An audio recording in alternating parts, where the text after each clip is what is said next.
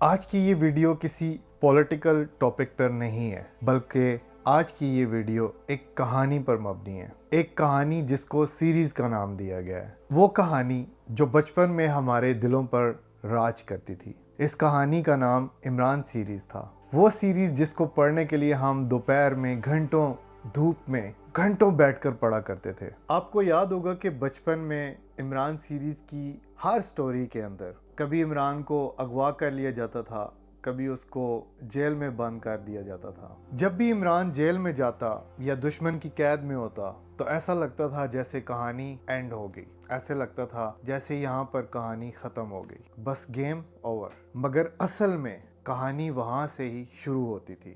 Imran series کا hero کوئی سیدھا سادہ ہیرو نہیں تھا، بلکہ عمران سیریز کا ہیرو کبھی بہت بے وقوف لگتا تھا، کبھی بہت جوکر ٹائپ لگتا تھا۔ عمران سیریز کا ہیرو کبھی سیدھا سیدھا ہیرو نہیں لگتا تھا۔ عمران سیریز کا ہیرو کبھی جوکر لگتا تھا، کبھی بے وقوف لگتا تھا۔ لوگ اسے ہمیشہ انڈر اسٹیمیٹ کرتے تھے، مگر اصل بات یہ تھی کہ وہ سسٹم کو کبھی سیدھا چیلنج نہیں کرتا تھا، بلکہ وہ ہمیشہ سسٹم کو کنفیوز رکھتا تھا۔ جیل جانا، غائب ہونا، چپ رہنا، یہ اس کی کمزوری نہیں ہوتی تھی، بلکہ یہ اس کی اسٹریٹجی ہوتی تھی۔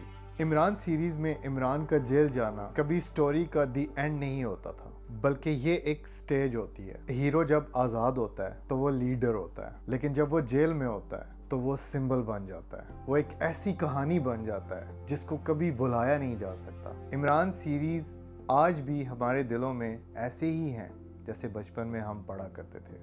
لیڈر جب جیل میں ہوتا ہے تو وہ ایک سمبل بن جاتا ہے، اور سمبل کو نہ تو پکڑا جا سکتا ہے، نہ ہی ختم کیا جا سکتا ہے۔ عمران سیریز سے سیدھا ہم اس تصویر کی طرف چلتے ہیں جہاں پر کچھ رینجرز والوں نے عمران خان کو گریبان سے پکڑا ہوا ہے، چہرہ پریشر میں۔ یہ ایک اریسٹ نہیں تھا، بلکہ یہ ایک سکین تھا، بالکل ناول جیسا۔ اس تصویر نے پاکستان سے زیادہ پوری دنیا کو ہلا کے رکھ دیا۔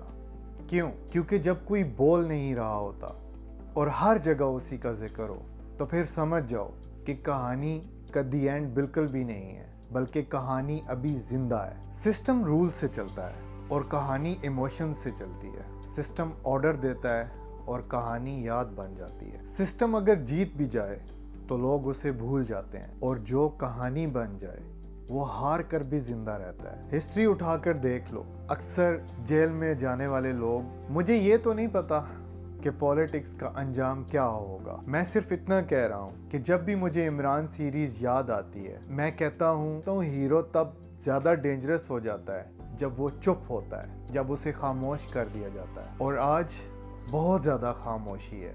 عمران سیریز میں ہیرو جیل سے نکل کر ایک دم نہیں جیتا تھا، وہ وقت سے جیتا تھا، وہ صبر سے جیتا تھا، اور وہ کہانی سے جیتا تھا۔ اور جب تک لوگ یاد کرتے رہیں گے، جب تک تصویر یاد رہے گی، اور جب تک کہانی زندہ رہے گی، اور شاید کہانی ابھی زندہ ہے۔